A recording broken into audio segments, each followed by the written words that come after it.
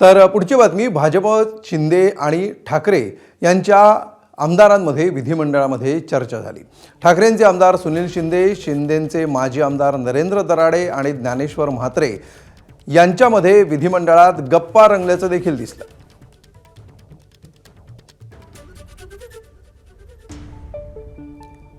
त्यामुळे भाजप शिंदेंची शिवसेना आणि ठाकरेंचे आमदार, दोन मित्रपक्ष आणि एक विरोधी पक्ष या तीन पक्षांचे आमदार विधिमंडळामध्ये चर्चा करताना दिसले आणि त्यामुळे वेगवेगळ्या गाठीभेटींचा आजचा दिवस असतानाच अनेक गाठीभेटी देखील समोर येत असताना या प्रकारे आमदारांमध्ये चर्चा जी रंगली होती त्यातले काही क्षण देखील कॅमेऱ्यांनी टिपले आणि त्यामुळे याची देखील एक वेगळी चर्चा सध्या राजकीय वर्तुळात सुरू झाली।